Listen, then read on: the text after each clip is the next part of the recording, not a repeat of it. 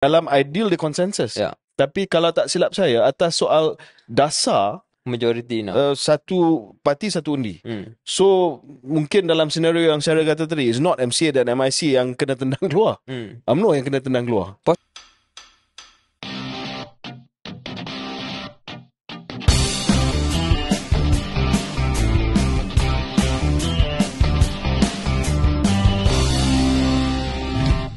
Assalamualaikum. Kembali ke episod terkini Keluar Sekejap bersama saya, Syaril Hamdan. Dan saya KJ.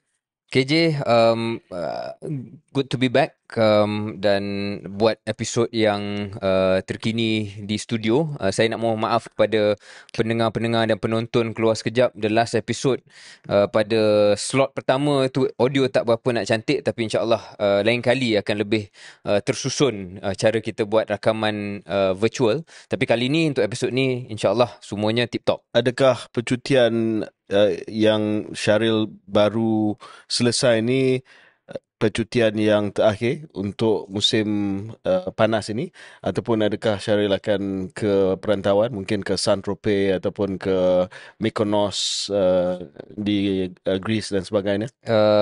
Mungkin tidak ke tempat-tempat begitu, tapi merantau itu akan ada. Ya. Saya akan cuba meminimalkan dalam musim panas pilihan raya negeri ini supaya kita boleh buat lebih banyak episod yang berkualiti tinggi. Sebab untuk makluman pendengar, kita ada pelbagai perancangan. Yes, kita ada untuk pelbagai musim PRN ni, sekiranya kita tak bertanding lah. sekiranya kita tak bertanding. Sekiranya kita tak bertanding, ada beberapa episod yang hangat, yang hebat dan dahsyat yang akan dibawa dalam Keluar Sekejap. Tapi kita tak cerita sekarang kan?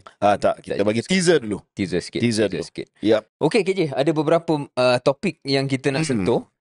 Pada kali ini sudah tentu PRN salah satunya. Cuma ada sedikit respon kepada beberapa perbincangan kita pada topik yang sebelum ini ataupun episod sebelum ini. Sebelum tu baru saja keluar kenyataan daripada Bank Negara Malaysia. Oh yes, sebelum kita cakap topik lain. Sebab ramalan kedua-dua kita tepat, iaitu kekal pada 3%. Yes.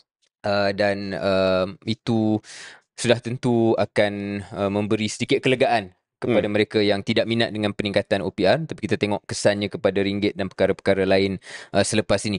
Tapi balik pada apa yang saya katakan tadi KJ, salah satu perkara yang mungkin nak kupas kejap sebelum kita masuk ke topik baru ialah kita pernah sentuh, atau episod lepas kita sentuh tentang culture wars, tentang perang budaya, tentang kenyataan-kenyataan tertentu termasuk kenyataan Tun Mahathir yang nampak semakin lama semakin rancak mengusulkan isu-isu yang berkenaan dengan 3R.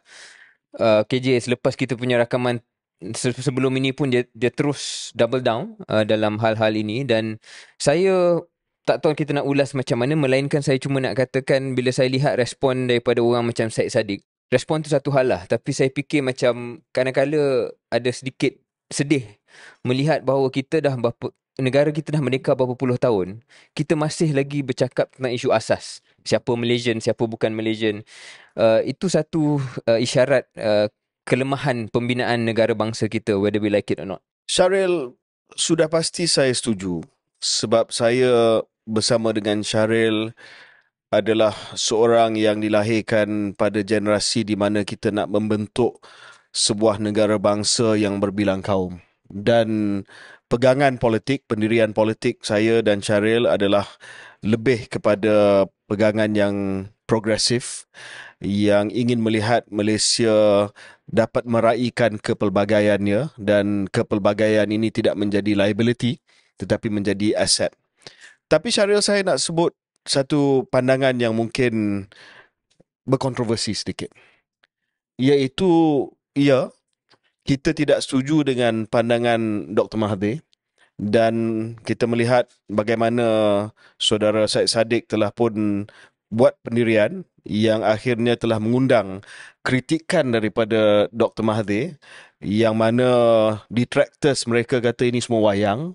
Tetapi saya percaya pandangan yang diberi itu adalah ikhlas, dan juga kritikan yang disampaikan oleh Dr. Mahathir juga adalah sesuatu yang tulen. Tetapi saya nak sebut bahawa Syaril, walaupun kita agak setuju dengan apa yang disebut oleh Sadiq, sebab beliau juga walaupun tidaklah generasi kita tetapi sependapat untuk melihat negara bangsa yang berbilang kaum. Tetapi saya nak sebut bahawa saya tahu daripada mana Tun Mahathir datang, where he's coming from. He's a creature of his time.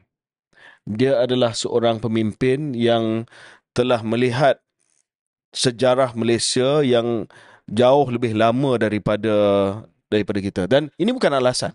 This is not to excuse his pendirian dia sekarang dan juga pendirian yang double down berkenaan dengan isu 3R ni, terutamanya isu kaum. Tetapi saya pernah dengar Tun Dr. Mahathir sebut kepada saya zaman beliau membesar di Alostar, zaman beliau belajar sebagai seorang penuntut perubatan di Singapura dan menjadi antara doktor Melayu yang pertama. Dan beliau ingat, ya, jauh sebelum merdeka keadaan tersebut. Dan saya tak cakap ini sebab nak ungkitkan benda tu, tapi he comes from a different time. It's not to excuse him, but it's to try to understand, untuk memahami kenapa beliau pegang kepada orthodox nasionalisme Melayu yang agak strict ini. Tapi KJ, dia bukan satu-satunya orang yang lahir pada zaman itu. Ramai lagi orang yang berumur, Alhamdulillah bagi Tun dia umur panjang, tetapi ramai lagi yang datang daripada generasi dia yang mungkin tak cakap macam ni. So while you say you're not excusing him, tetapi nak mengatakan semata-mata dia lahir daripada zaman itu, dia creature of his time, there are other creatures of that time yang believe in a multiracial Malaysia, yang defended it while they were alive. Kenapa seorang negarawan yang I want to be as nice and complimentary as possible to him because of, tapi at the end of the tail end of his life, it's sad for me yang dia nak dikenali sebagai ini. Okay, memang ada fine line antara nationalist, even ultra Malay nationalist, dengan racist. Dan kadang-kala Dr. Mahathir tak tahu di belah mana dia ada, ultra Malay nationalist ataupun racist. Tetapi saya nak challenge sikit apa yang Syahril sebutkan tadi. Sebenarnya, apa yang berlaku selepas tahun 1969 adalah gambaran pemikiran generasi Tun Mahathir yang tidak berapa selesa dengan pemikiran mungkin yang dipegang oleh almarhum Tengku Abdul Rahman, yang lebih laissez-faire, yang tidak melihat bahawa sesuatu perlu dibuat untuk menstrukturkan semula masyarakat pasca merdeka. Dan antara sebab kebangkitan figura-figura seperti Tun Mahathir, Tun Musa Hitam, Tengku Razali Hamzah yang menjadi ejen perubahan kepada dasar ekonomi baru dan sebagainya adalah precisely sebab worldview tersebut. Mereka melihat bahawa almarhum Tengku Abdul Rahman terlalu laissez-faire, terlalu biar dan tidak ada intervention kepada apa yang mereka melihat sebagai perkara-perkara yang perlu ditangani dari segi ketidakadilan pada waktu itu, apa yang dilihat sebagai bangsa peribumi. Ya. Saya faham apa yang KJ katakan dan sejarawan-sejarawan pun telah mengungkapkan apa yang KJ kata, iaitu perbezaan Tunku dan kemudian Tun Razak dan selepasnya. So I understand that story, tapi mungkin berbalik pada point saya ialah it's also sedih melihat soal asas tentang siapa Malaysian, siapa bukan rakyat Malaysia, siapa pendatang, siapa bukan pendatang. Sekarang ini dah berapa generasi dah. Ibu saya sendiri is a ethnic Chinese. Dan dia bukan, pada saya, takkan saya nak panggil dia pendatang, takkan saya nak panggil kawan saya yang bukan Melayu tu pendatang. And this is 2023, kita masih lagi bercakap tentang hal ini. Tun Mahathir masih lagi menggunakan naratif dan retorik seperti itu. And I think KJ, that's inexcusable. For a former Prime Minister yang dah memimpin negara kita 2 kali, stop it. I mean, it's time more people say stop it and not try and rationalize for him. Ya, no, saya percaya bukan bermaksud nak rationalize. Dan saya sekali lagi sebut bahawa there's a fine line between Malay nationalism, even ultra Malay nationalism, as well as racism. And I think, in this case, he falls into, unfortunately, dalam kategori racist, Ya. dan tak sepatutnya dibuat. Tetapi di sebalik itu saya risau bila kita melihat begini, dan beliau juga culprit dalam hal ini. Kita segala-gala benda yang berkaitan dengan 3R tak boleh disentuh. Disebabkan he's overreach. Ya. Disebabkan dia overreach tentang isu ini, dan dia masih lagi mainkan sentimen siapa pendatang, siapa pribumi, siapa bangsa asal di sini, maka segala-gala isu yang ada kaitan dengan Melayu dengan Islam tak boleh disentuh langsung. That's my concern. Yeah, okay, fair. Dan dalam komentar kita, dalam ruang komentar dalam media sosial Keluar Sekejap, ramai yang juga kata kami di Keluar Sekejap terlalu play safe berkenaan dengan isu 3R sebab tak sentuh. Tak nak sentuh. Tapi bagi I don't know bagi je, but for me I'm clear why dia tak nak sentuh. Ya. Ataupun cara kita sentuh mestilah cara yang positif dan progresif. Of course. There must be a common baseline of facts. Takkan saya nak layan sebarang retorik mengatakan ini adalah mangsa pendatang. I'm not going to give No, of course, you don't have to do that. All I'm saying is that bila dia buat demikian, Tun Mahathir buat demikian, kalau kita overcorrection, langsung kita tak sentuh, dan ada benda-benda yang perlu disentuh yang akhirnya tak ditangani. Saya rasa kita sentuh KJ, cuma kita akan sentuh dengan cara kita sentuh, iaitu cara yang positif, cara yang progresif. Dan kita tak akan semata-mata nak layan satu crowd itu mengatakan perkara yang kita tak percaya. Anyway, saya percaya bahawa majoriti daripada rakyat Malaysia yang ada sekarang, yang tidak melalui apa yang Tun telah melalui, sama ada tak setuju ataupun tidak menerima dan tidak akan rationalize apa yang beliau sebut. Saya cuma nak memahami dari sudut Mahathir itu sendiri, kenapa dia buat sedemikian. Dan saya percaya, dan ini mungkin satu lagi kenyataan yang controversial, Syaril, ada yang kata beliau sengaja bangkitkan benda ni sempena dengan pilihan raya negeri, mungkin ada benar dia bangkitkan sebab Tun adalah seorang politician dan sudah pasti beliau melihat kepada political timing, tetapi saya juga percaya bahawa it comes from a place of conviction. While the conviction can be wrong, you disagree with the conviction, I also disagree. Saya tak setuju dengan pendirian dia, tetapi dia datang daripada tempat conviction, kepercayaan dia. Dia bukan saja nak reka-reka. This is him.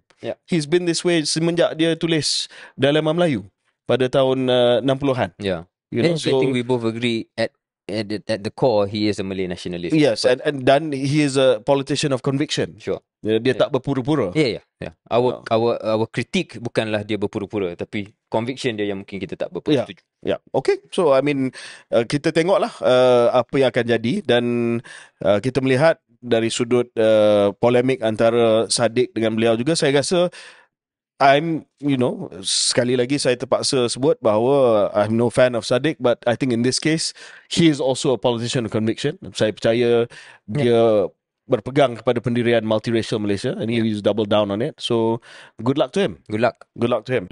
So, kita sudah tahu tarikh-tarikh penting untuk pilihan raya negeri. So, hari penamaan calon adalah 29 Julai dan hari mengundi adalah 12 hari bulan Ogos, dan ini akan berjalan serentak di semua 6 negeri, dan tempoh kempen adalah seperti mana pilihan raya umumnya lepas, 2 minggu. 2 minggu. Pertama ni Syaril, saya nak tanya sebagai seorang yang pernah bertanding dalam pilihan raya, Syaril rasa 2 minggu ini adalah tempoh kempen yang cukup ataupun tidak? Bergantung pada bila kita dimaklumkan kita bertanding kat kursi tu. Macam kedua-dua KJ dan saya amat-amat last minute. Jadi dah tentu kita harap dapat lebih banyak masa, terutamanya bila kedua-dua kita kalah dengan margin yang tipis. But itu jawapan dari segi sudut pandang kita. Saya fikir 2 minggu tempoh yang secara generalnya sesuai, kerana kita tahu betapa disruptifnya kempen kepada kehidupan masyarakat setempat. 2 minggu itu banyak, bukanlah mengganggu, tapi disrupt lah benda yang biasa dan lazim berlaku dalam kawasan itu ataupun dalam seluruh negeri. Kalau PRN akan berbeza ataupun terkacau sedikit. Jadi jangan terlalu lama tempoh kempen itu. Kalau tak silap saya, di Amerika Syarikat, kalau kita campur pusingan primary sampailah ke pilihan raya umum, general election, Saya rasa tempoh dia hampir setahun. Dia akan mula pada bulan Januari dan undian mereka kalau tak silap saya bulan November. Saya rasa itu agak lama lah, terlalu lama. Ya. Tapi kadang-kala saya nampak 2 minggu ni, saya ambil contoh saya di Sungai Buloh lah macam Syaril kata. Saya dihantar 3 hari sebelum hari penamaan calon. Dan saya berpandangan kalau mungkin saya ada seminggu lagi, Sure. mungkin keputusan tu boleh lebih memihak kepada saya. Mungkin 2 hingga 3 minggu adalah sweet spot lah. Kalau lebih daripada 3 minggu saya rasa terlalu lama. Ya. Dan macam Syaril kata mengganggu kehidupan harian rakyat dan sebagainya. Dan kalau terlalu singkat pun, dulu saya berpandangan tidak lebih daripada 10 hari.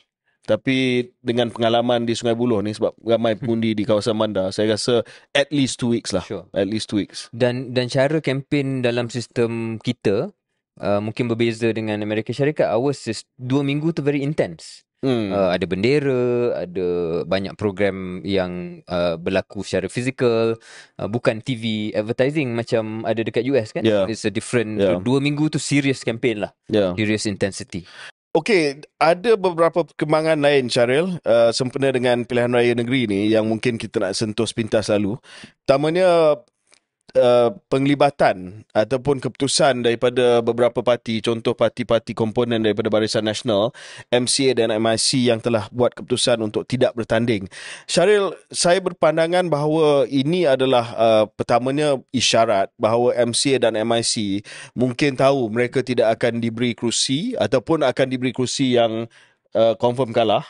Ataupun mereka diketepikan, rasa sideline disebabkan sekarang ini Barisan Nasional ataupun UMNO mempunyai rakan strategik dalam bentuk PKR, dalam bentuk DAP yang mungkin tarikan mereka di kalangan pengundi-pengundi bukan Melayu buat masa ni lebih hebat daripada MCA dan MIC. Saya berpandangan daripada semua potensi sebab yang KJ gariskan, saya rasa yang paling kuat adalah sebab terakhir. Faktor terakhir iaitu merasakan bahawa dipinggirkan. Ya. Kerana kalau KJ kata mereka risau hanya akan diberi kerusi yang susah nak menang, tak juga KJ, sebab kalau diberikan kerusi yang selama ini dimenangi oleh Pakatan Harapan, betul lah. then actually it's an easy seat for them kan. Easy, ya. So Takkan nak hantar dia orang bertanding kat kawasan PAS. Exactly. So kalau MCA contohnya dapat kursi, dia akan dapat kursi yang dalam kawasan yang selama ini kuat PH ataupun kuat DAP.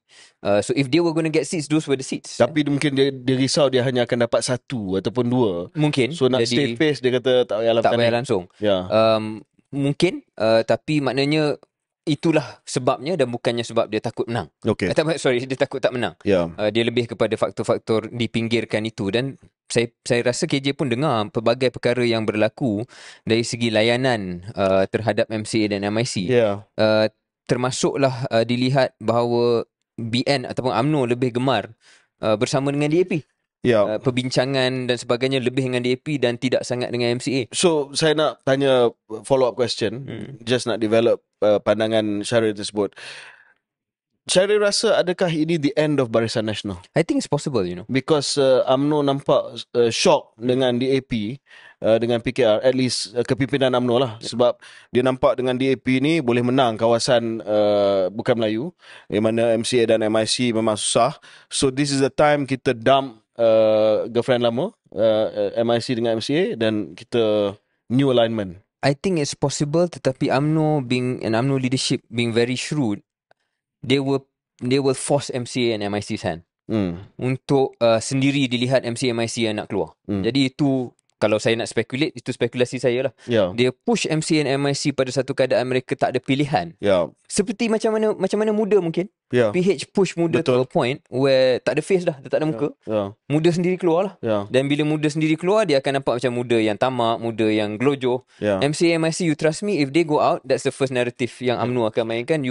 In fact, KJ, I don't know if you heard about this, even rundingan kerusi diubah tarikhnya, tak bagi tahu MCA and MIC. Okay, itu insider info that's one saya thing tahu. I heard.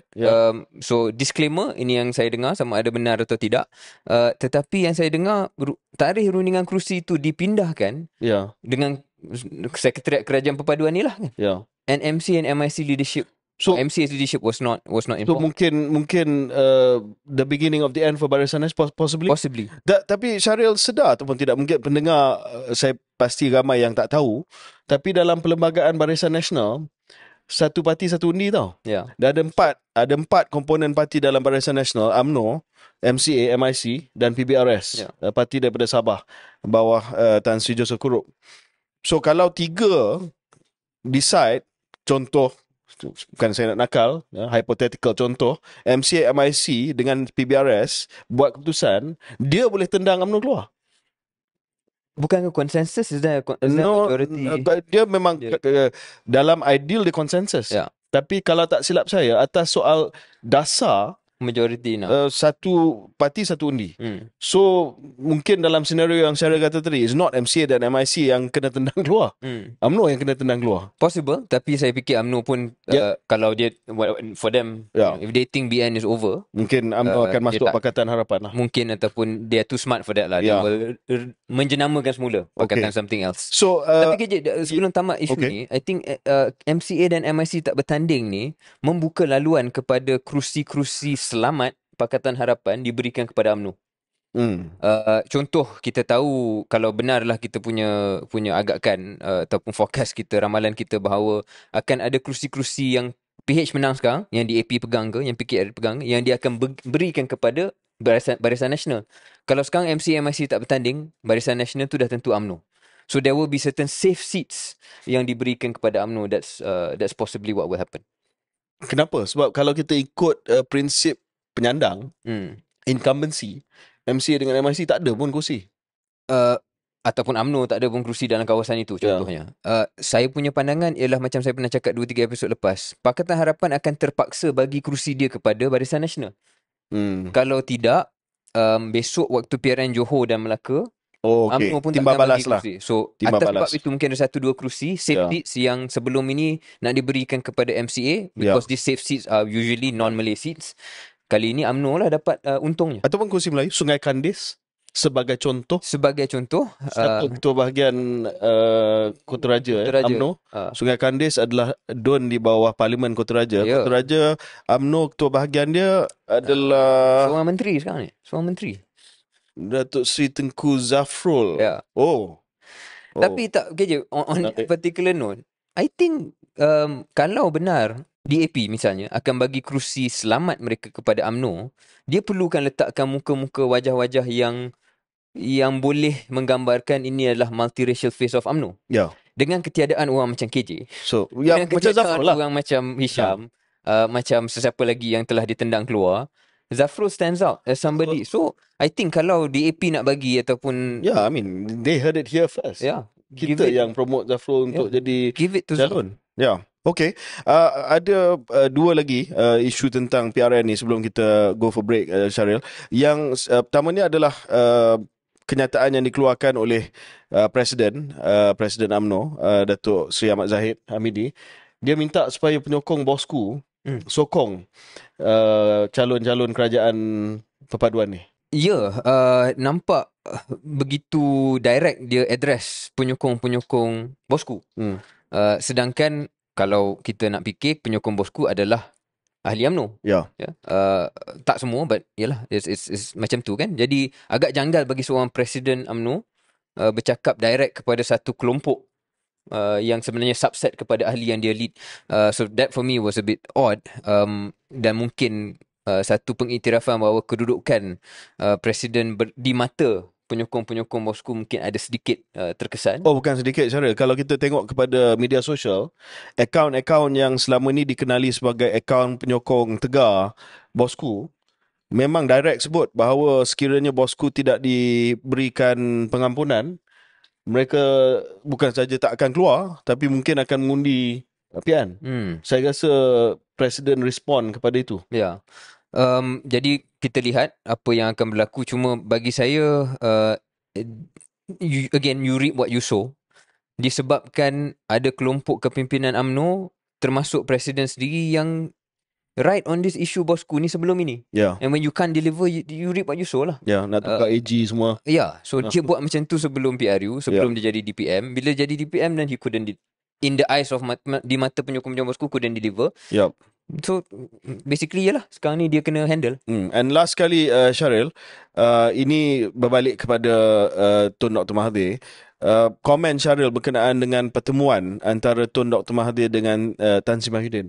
Kita kena letakkan pertemuan ni dalam konteks yang sebenar untuk pendengar. Ini pertemuan kali pertama saya rasa semenjak apa yang berlaku yang dikenali sebagai langkah Sheraton, dan tanggapan oleh Tun Mahathir dan juga penyokong-penyokong Tun Mahathir bahawa berlaku pengkhianatan di pihak Tan Sri Mahyudin.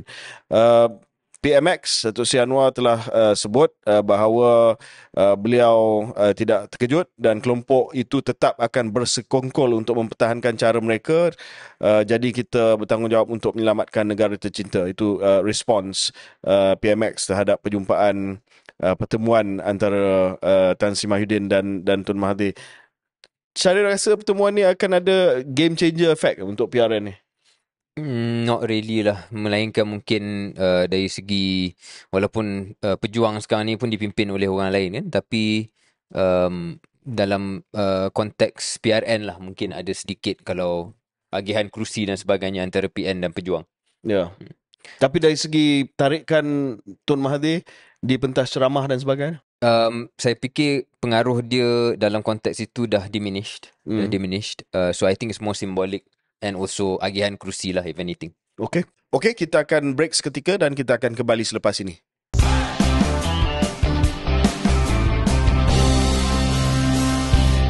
Selamat kembali ke podcast Keluar Sekejap. Syaril, kita tadi banyak bincang berkenaan dengan PRN. Ada satu lagi yang saya terlupa nak sebut tadi. Ini adalah rencana yang keluar dalam ISIS Yusof Ishak, di mana saya visiting fellow sekarang ni. Yang ditulis oleh Dr. Marzuki Muhammad dan juga Saudara Khairul Syakirin Zulkifli. Dan untuk ketelusan, Dr. Marzuki adalah mantan Ketua Setiausaha Sulit kepada Tan Sri Mahyudin, tapi sekarang ni kembali ke akademia dan adalah seorang profesor di Universiti Islam Antarabangsa. Tetapi dalam rencana ataupun artikel yang diterbitkan ini, dan kita akan letak dalam show notes supaya pendengar dan penonton dapat membaca sendiri, mereka telah menjalankan satu survey dan menulis rencana Why Perikatan Nasional May Win in Selangor. Dan mereka sentuh precisely apa yang kita sebut sebelum ini, Syaril, iaitu transferability, ya, transferability undi. Jadi mengikut survey mereka ni, di kalangan orang Melayu, pengundi Melayu yang telah mengundi Barisan Nasional pada pilihan raya umumnya lepas, November tahun lepas, 39, hampir 40% akan swing ke PN. Hanya 15% saja sebut bahawa mereka nak bagi kepada PH, dan 46% tidak mahu jawab. Dan mereka kata yang tak mahu jawab ni, mereka buat kesimpulan bahawa at least 60% akan throw to PN. Jadi kesimpulan mereka adalah about 7 out of 10 BN Malay voters who have made up their minds on party choices clearly indicated that they will vote for PN. Ini dia punya conclusion lah. Saya pun tak pasti macam mana dia dapat itu, tapi dia menunjukkan bahawa yang willing to declare 40%, kita sebut 50%, gitu saya sebut 50%, saya 40%, tapi ada sekumpulan yang tak menjawab, yang mereka kata adalah majoriti daripada mereka yang tak menjawab ni adalah pengundi UMNO Barisan Nasional dulu yang akan bagi kepada PN. Syaril, what are you hearing about this transferability of votes? Sama seperti mana KJ dan saya pernah bincang episod-episod dulu, iaitu akan ada sebahagian daripada penyokong-penyokong UMNO Barisan Nasional yang beri kepada Perikatan Nasional. Saya fikir kepimpinan UMNO pun dah menerima hakikat itu. Sama ada benda tu kecil atau besar lah, that is the only question. Dan dalam soal pilihan raya, bukan hanya kecil atau besar, tetapi agihan kecil dan besar itu. Kalau begitu ramai yang buat transfer itu adalah hanya dalam kelompok tertentu, kerusi-kerusi tertentu yang dah memang dimenangi oleh Perikatan Nasional tidak akan boleh membawa kepada kejatuhan kerajaan PH di negeri Selangor. Tetapi kalau lebih even di tempat-tempat macam misalnya just bagi contoh tempat macam Shah Alam misalnya, dan Kota Damansara. Kota Damansara, then you have something interesting. Yeah. Tapi if all this transferability is happening in, contohlah places like Sungai Besar dan Tanjung Karang, dan in the end dari segi sistem pilihan raya, keputusannya agen kerusinya sama. Walaupun pendirian kami di Keluar Sekejap adalah masih lagi status quo 3-3, tetapi dia punya nuansa dia adalah PN, Perikatan Nasional, akan meningkat dari segi jumlah kerusi di hampir semua negeri di bawah Pakatan Harapan sekarang ni. Saya rasa Selangor ni, walaupun kita kekal dengan ramalan bahawa ia kekal dengan Pakatan Harapan, tapi actually Syaril, all to play for. You really think there's a non-zero chance lah yang PN boleh menang Selangor? Saya rasa walaupun tipis ada peluang, sebab kalau kita tengok dari segi transferability, kalau transferability undi UMNO tu hampir 80% di kawasan-kawasan yang macam di area Shah Alam, di area Sungai Buloh ni. Dan kalau kempen dia, saya percaya banyak bergantung kepada kempen ni. Kempen, calon-calon. I think still everything to play for. Sure. I think bukan foregone conclusion lah. Non-zero chance. It's a non-zero chance. Kita selalu cakap pasal Selangor, KJ, but there's also, ada juga yang tanya kenapa kita tak bincang tentang Negeri Sembilan.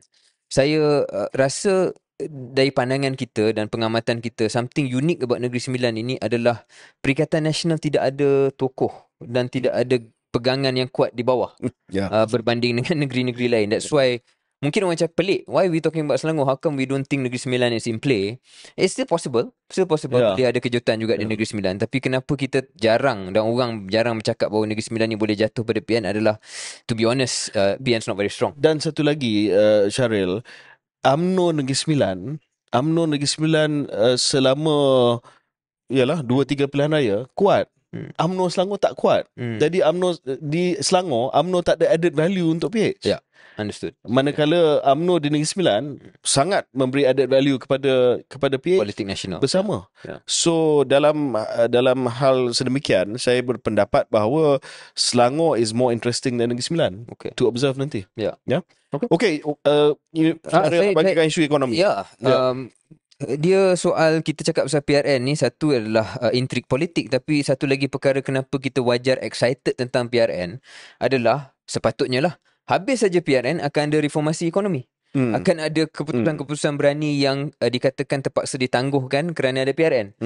Dan ekoran daripada pengamatan itu dan excitement kita untuk melihat apa yang akan berlaku dari segi penstrukturan tertentu dalam bidang ekonomi, saya tertarik dengan satu artikel ataupun laporan daripada Bloomberg yang bercakap tentang beberapa isu yang kita dah sentuh dan orang rakyat Malaysia pun dah sentuh, tapi bila keluar dalam Bloomberg ni biasalah ada lebih credibility. Dan laporan ini secara ringkasnya mengatakan bahawa reform ekonomi yang dijanjikan oleh PMX tak sampai lagi.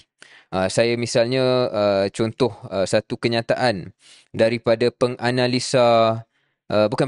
Chief Investment Officer for Equity untuk Allianz Global Investors bagi Asia Pacific. Jadi seorang yang menganalisa lah bagi pihak Allianz.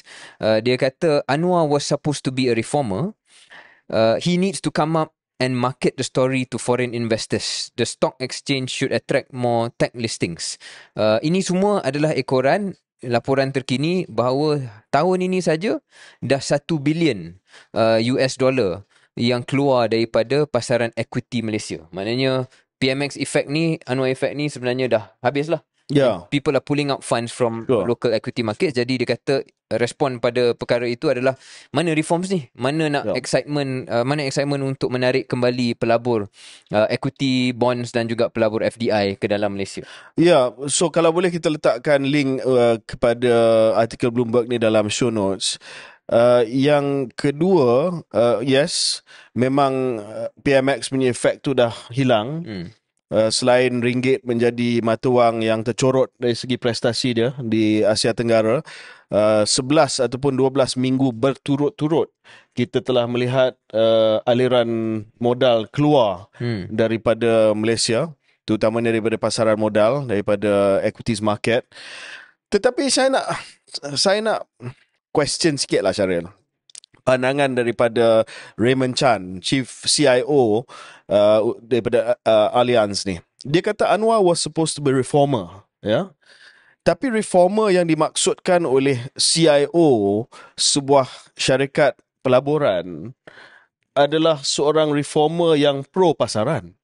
Sejak bila PMX Anwar Ibrahim ni pro pasaran?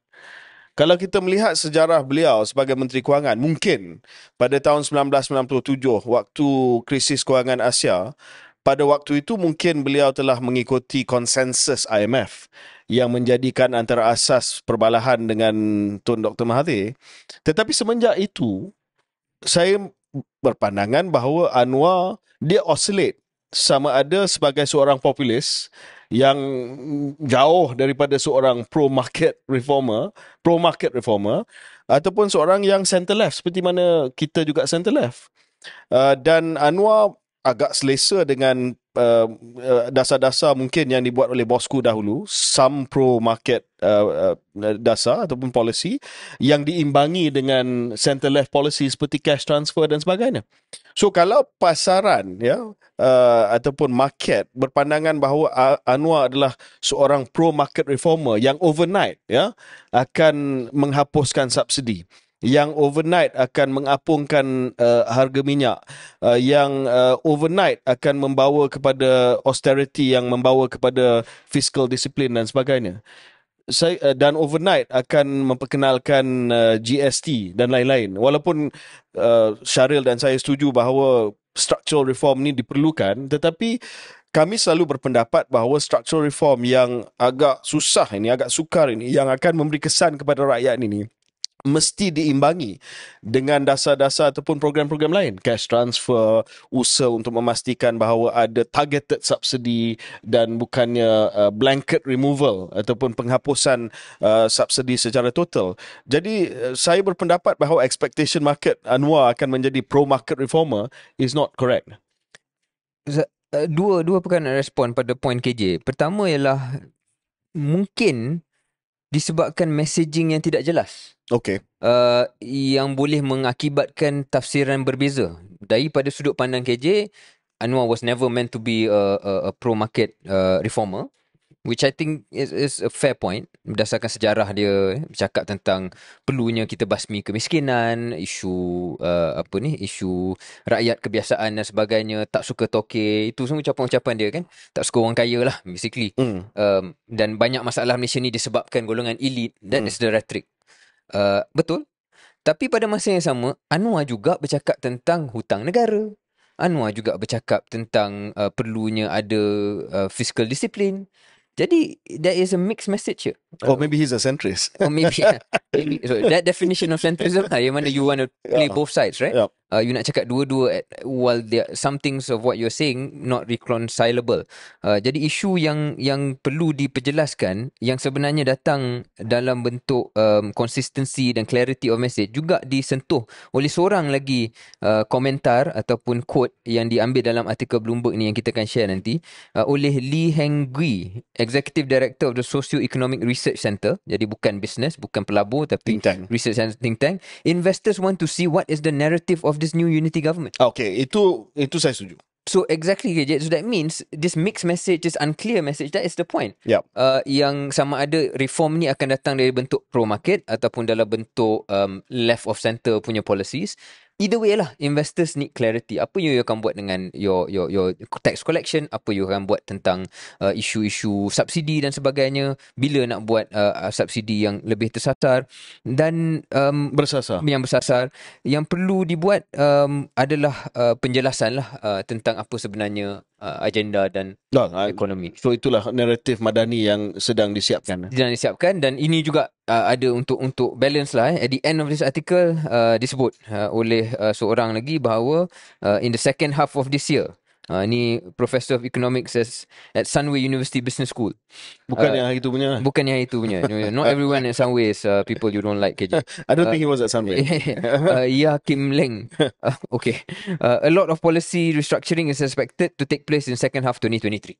So itu consensus dia lah. Basically everyone sort of agrees. Right now is unclear. Wait for after PRN. So we wait after PRN. But we'll keep talking about it until we see. Saya rasa pelabur-pelabur dan juga penganalisa semua tahu bahawa kita masih lagi dalam holding pattern. Holding pattern. But holding pattern is costing us, KJ. Of course it's holding us. Tapi what do you expect, Syaril? Kalau you pun Perdana Menteri, dan dalam hal ini saya nak defend PMX sikit lah. If you are the Prime Minister, dan ada pilihan raya di 6 negeri, which is majority of the negeri di Semenanjung, Semenanjung Tanah Melayu. Are you going to make sudden movements on the big economic reforms ataupun nak selesaikan dulu pilihan raya negeri? I mean, let's be realistic here. I'll do a bit more good if I were ever. Oh wow. Okay, I'll do a bit more than what he's doing now. Remember this. Remember this. But yeah, kita kena appreciate juga yang Perdana Menteri nak memastikan bahawa aulawiyat ataupun keutamaan sequencing ni adalah tepat, sebab beliau bukan hanya Menteri Kewangan tetapi juga seorang politician, dan kalau ada dasar ataupun keputusan yang menjejaskan sokongan politik, it doesn't end at the state election. Kita kena ingat bahawa ada ugutan yang masih hanging over his head, that kalau apa-apa berlaku dalam state election, katalah UMNO bungkus, dan akan ada kesan kepada kedudukan beliau sebagai Perdana Menteri. Tapi naratif yang tidak jelas dan belum utuh ini juga boleh cost you in elections, right? Yeah. We don't know where it falls. Yeah. Yeah. So we'll see. We'll see. Okay, so saya rasa kita terus pergi ke question time lah, Syaril, sebab tak ada banyak lagi isu lain untuk minggu ni. So mungkin ada, sebelum kita pergi ke question time, saya nak tanya sama ada Syaril telah membuka account dalam Threads. Do you even know what Threads is? Yeah, of course I know what Threads is. Are you sure? Yes. Do you have a Threads account? No, I don't have a Threads account. Okay. Why?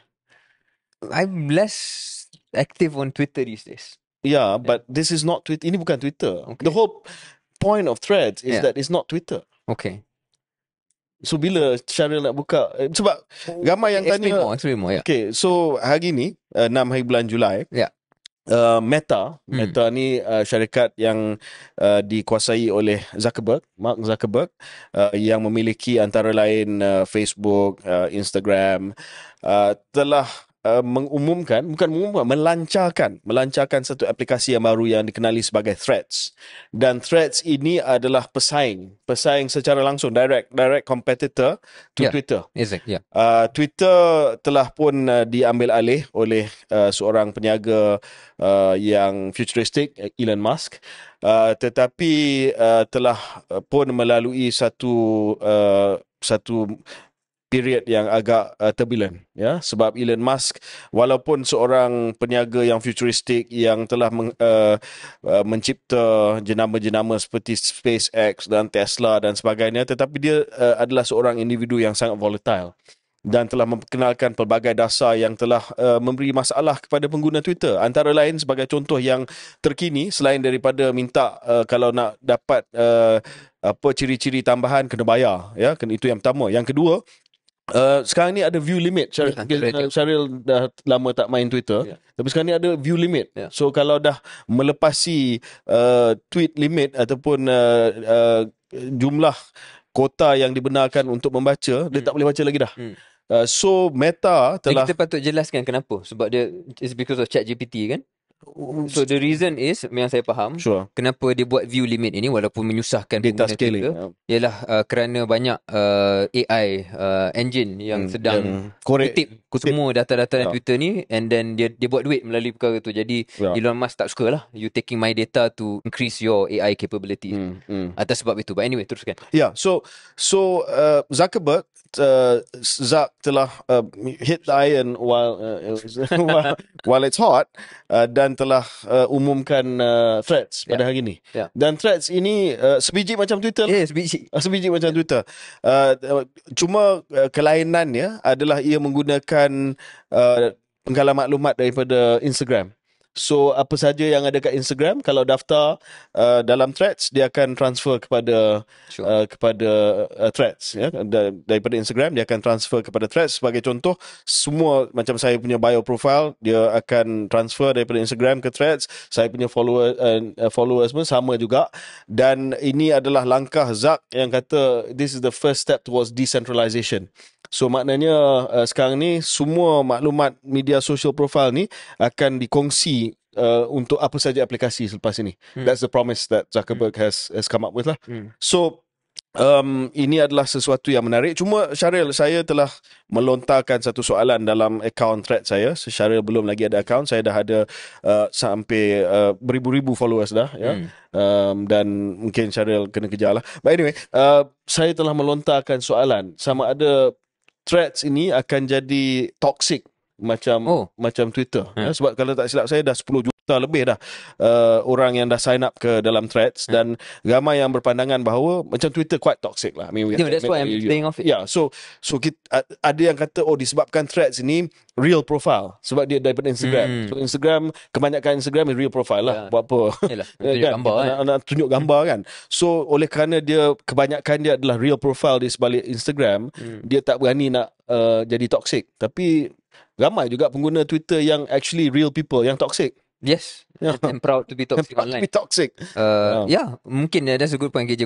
Apa yang saya nak cakap ialah itu kenapa saya belum lagi excited untuk buka Threads ialah andaian saya yang KJ cuba challenge, iaitu Threads akan jadi macam Twitter, which is basically toxicity overload. Dan sebab itu saya tak excited lagi. But you're right, maybe can give it a chance kalau dia menjadi Twitter yang lebih asal. Can you ingat tak when you how was it, almost 20 years ago, 15 years ago, like, waktu itu seronok sebab kita betul-betul bertukar idea dan people were willing to be complimentary of each other.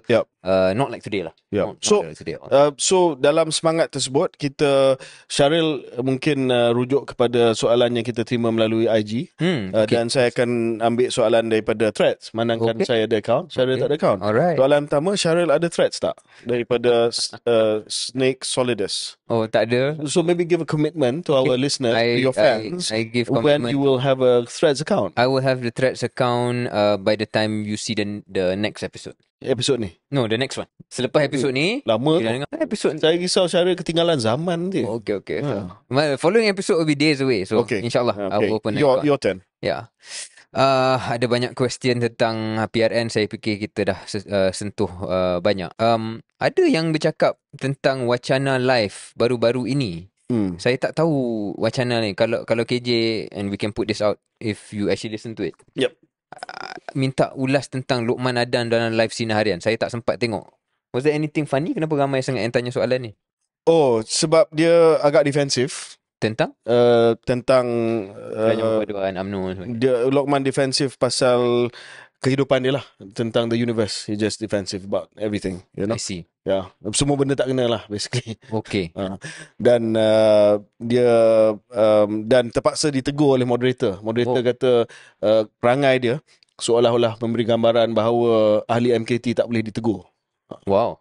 Oh, so ada exchange tu dengan dengan moderator. Biasanya moderator kat Malaysia ni very sopan dan bagi ruang. Agak ekstrim lah. Itu. Anyway, okay, Syaril, Hanif Daniel.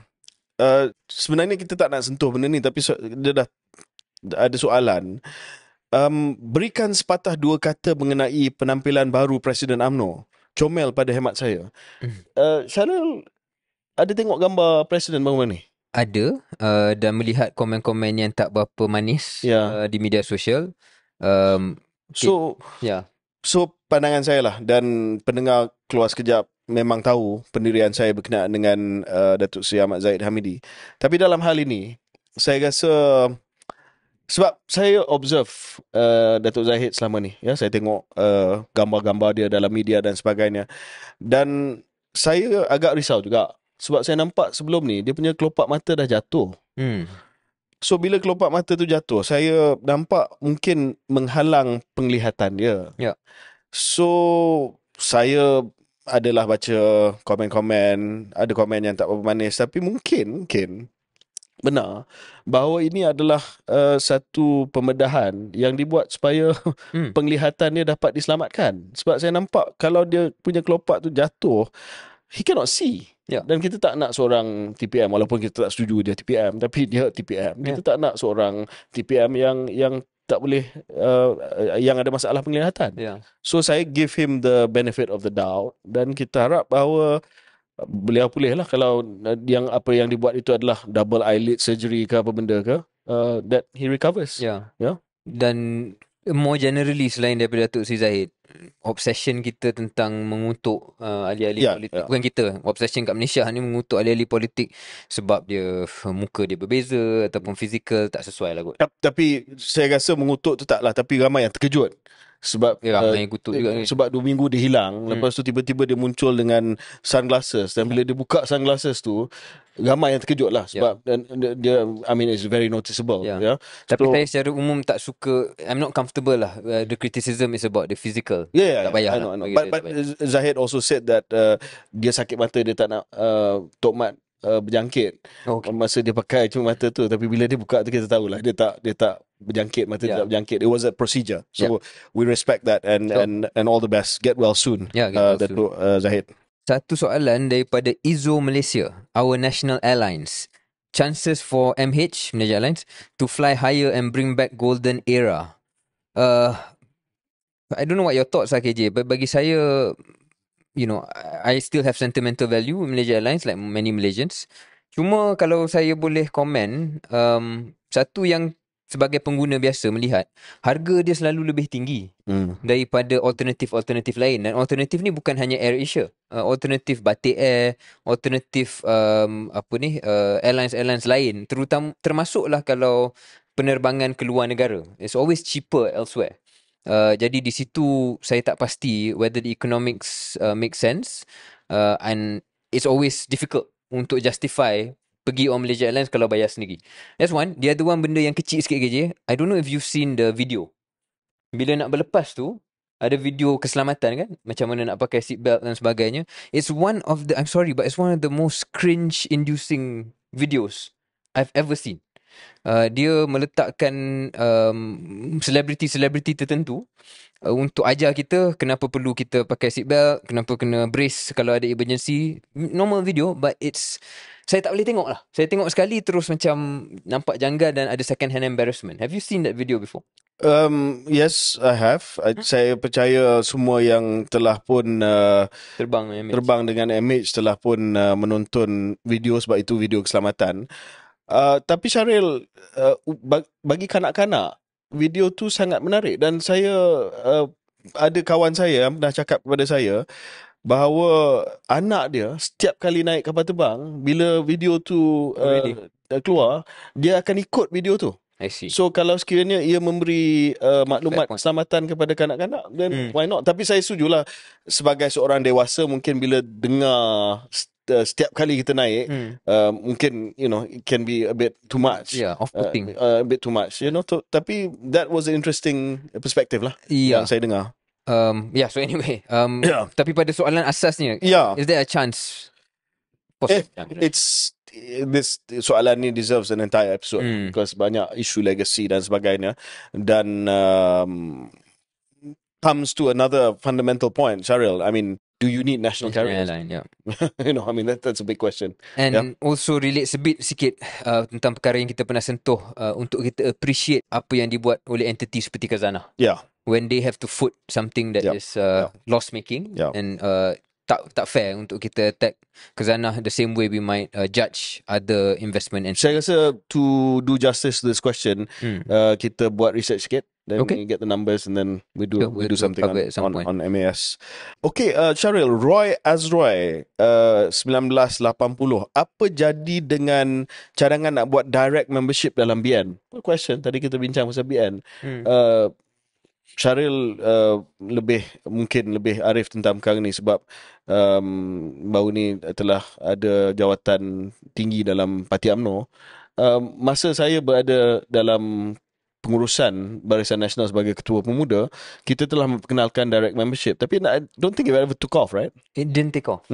So I don't, might still be there. Cuma dia tak boleh buka dan biar begitu. Dia Ya. memerlukan Dia kena promote. dia kena promote dan kena open to the idea of menjadi ahli direct Barisan Nasional ni hampir setaraf dengan menjadi ahli komponen.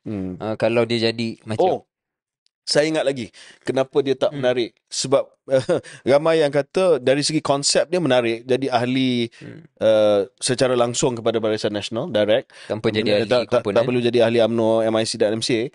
Tapi macam mana nak jadi calon? Ya, macam mana dia jadi calon dan mana infrastruktur untuk aktif dan macam mana saya nak sampaikan pandangan saya. Sebab sebagai direct member, saya tak boleh pergi Perhimpunan Agung UMNO, saya tak boleh pergi convention MIC, MCA. So I think that was the issue. Macam saya kata lah, if you just open it and then you biar saja, dia akan mati begitulah. Ya, sebab itu tidak take off. Okay. Dan sekarang kita tak pasti whether it's still relevant untuk menjadi isu dibincangkan. Daripada nak stalk 8765 nak stalk tapi tak stalk. Will both of you consider joining Muda? Why yes and why not? I will consider. As a matter of answering, just as an idea. Yeah, I will consider. Not yet. Because I'm happy di keluar sekejap. Tapi as a concept, yeah, it's interesting. So mungkin just nak develop soalan tersebut tadi. Ada soalan di sini tapi daripada Yidi Ki. Can Muda survive after they decided to go solo and PH rejected them? Before this, they won because of talian hayat from PH. So, maybe ramalan daripada Syahril Muda dalam PRN ni, sebab Sadiq dah kata dia akan Muda akan bertanding. So, benda ni mungkin nampak contradict, tapi ramalan saya they will have a really tough time and may lose every seat. Tapi boleh jadi. Tapi saya fikir dia berada dalam hayat ataupun dia punya kehidupan tu berbeza dengan parti lain. Dan matlamatnya dan horizon dia berbeza. Jadi atas sebab itu, I think they should carry on dengan this third wave story. Dan third force story, dan melihat bagaimana benda tu evolve dalam tempoh masa yang lebih panjang lah. So anyway, to the original question, kalau saya balik pada politik, I think that's one option for me to consider. Kalau lah boleh jadi keluar selama-lamanya kan. Rif W, adakah KJ atau SH jangka akan perolehi 50,000 subscribers? Ini adalah ekoran beberapa hari lepas kita dapat angka subscriber di YouTube, bukan viewers tapi subscriber, dengan notification dan sebagainya, mencecah angka 50,000 untuk keluar sekejap. Did we jangka kita akan dapat ni? I don't know about you KJ, tapi bila kita mula buat KS ni, kita mulakan idea ini, it was more of a way untuk kita bridge, at least for me lah, bridge the active career in politics yang kita ada dengan tak ada. So this was our jambatan. Tapi saya rasa dah evolve into something that can stand on its own terms. I mean, saya tak sangka dia boleh jadi number one podcast di Malaysia. Bukan number one political podcast, number one podcast. Depends on the week lah. Now Syekh Mishari kembali sebagai nombor satu. But I think kita tak sangka. Dan oleh kerana dah ada following dan dah ada branding, dan selagi Syahril dan saya tidak masuk semula, kita akan teruskan podcast ini. Sebab ramai yang tanya, dia harap kita akan teruskan podcast ni. So di mana dia nak kita duduk luar politik lah? Dia kata at least for now lah. At least for now kita teruskan dengan podcast keluar sekejap, saya rasa. Okay, ada last daripada saya Syahril, dan saya rasa ini topical juga. Ini soalan daripada Riyad Huhanis. Nak minta YBKJ komen pasal staff KBS zaman YB yang dijatuhi hukuman. Jadi ini berita yang keluar pada hari ini Syahril, di mana bekas bahagian SUB kewangan KBS dipenjara 15 tahun dan didenda 283 juta ringgit Malaysia selepas didapati bersalah atas pertuduhan rasuah dan pengubahan wang haram yang melibatkan 38 juta ringgit Malaysia. So saya nak clear the air lah, kalau boleh. Sebab we can use our podcast to clear the air. Ini adalah kes yang selalu dirujuk sebagai 100 juta ringgit hilang waktu KJ jadi Menteri KBS. Mana tindakan? Tak ada tindakan. So akhirnya saya melihat bahawa walaupun perbicaraan dia telah mengambil masa yang sangat lama, tetapi akhirnya kita melihat bahawa keadilan telah pun dilaksanakan. Dan bekas Jurusebahagian Kewangan KBS yang terlibat dalam rasuah ini telah pun dijatuh hukuman. Sebab selama ini ramai yang kata, oh, tak ada apa-apa tindakan. Dan banyak kali saya post, banyak kali saya sebut, banyak kali saya copy paste berita-berita, tajuk berita, artikel dalam surat khabar yang mengatakan bahawa pertuduhan telah pun dibuat, perbicaraan telah pun sedang dijalankan, dan masih lagi ditroll, masih lagi diperli, seolah-olah tidak ada tindakan, seolah-olah saya yang curi duit tersebut. Dan hari ini sudah terbukti bahawa inilah keadilan dia, dan walaupun sebahagian yang berkenaan ada hak untuk merayu dan itu memang hak dia, tetapi ini adalah the finality, Syaril, to isu ni. Dan ramai yang kata 1 juta tu disebabkan laporan berita yang pertama yang dikeluarkan sewaktu kes ini disiasat oleh SPRM adalah SPRM kata mungkin 1 juta. Jadi 100 juta stuck. Dan itu telah menjadi bahan troll. Dan saya rasa 38 juta adalah jumlah yang tepat. Yes, 38 is still a lot of money. Yeah, but it's not 100 million. Itu yang pertama. Yang kedua, jelas di dalam artikel yang melaporkan bahawa beliau dihukum penjara 15 tahun, sebut bahawa Mahkamah Session Kuala Lumpur ini mensabitkan atas 96 pertuduhan bagi kesalahan yang didakwa berlaku antara 2012 dan 2015. Sebab saya tahu yang kes ini dan juga skim ini telah pun bermula sebelum saya di KBS. Saya dilantik di KBS tahun 2013. He started this before I was Menteri Belia dan Sukan. Of course, they continue lah. Sure. Sebab dia telah mencetuskan ataupun mewujudkan skim ini untuk mencuri duit, dan perkara ini disembunyikan daripada semua. Dan saya pernah jawab di Parlimen, Syaril. Saya kata menteri bukan pegawai pengawal kewangan kementerian. We are not the financial controller of the kementerian, is the KSU. Dan memang dipisahkan begitu sebab menteri tak boleh tahu tentang soal klaim kewangan dan sebagainya. Dia memang dipisahkan. So dalam hal ini memang dia telah buat skim ini tanpa pengetahuan pengurusan tertinggi yang bermula sebelum saya ada di KBS, dan telah pun dikesan dan disiasat sewaktu saya berada di KBS sehinggalah dapat diselesaikan apabila beliau dihukum penjara dan didenda. Dan saya harap itu menamatkanlah isu ni, Syaril. Dan saya tahu ia tidak akan menamatkan isu ni. Saya tahu masih lagi akan ditroll, masih lagi akan diperlui. Tapi bagi saya, bila dah ada fakta begini, khalas, ya, fakta begini dah dihukum, dan kes ini dah selesai, kes ini dah solve, sepatutnya kita ada the political maturity to stop it. Ya, what if, for instance, ya, what if orang yang tak suka kepada kerajaan pada hari ini troll, perli, caricature, contoh saya tak nak defame, tapi contoh Menteri Sumber Manusia yang disiasat oleh SPRM atas tuduhan isu rasuah yang bernilai 97 juta ringgit, dan kita bundarkanlah 97 tu jadi 100 juta. Do you like it? Every time yang isu KSM dan Kementerian Sumber Manusia keluar, okay, 1 juta, 1 juta, menteri ni 1 juta, 100 juta. Semua ahli politik nak finality, Syaril. Definitely clear. Dan balik pada apa yang KJ kata tentang headline yang menyebabkan orang sampai hari ni cakap tentang 100 juta. Sama tema yang macam KJ kata, kalau you penyokong PH pun you takkan suka bila orang serang KSM. Sekarang ni pun diorang kalau sedar banyak menyerang portal-portal berita macam FMT, mengatakan headline FMT ni tak adil kepada kepimpinan kerajaan sedia ada. Waktu dulu, waktu you all pemangkang, apa saja headline yang seronok, yang sedap, pukul.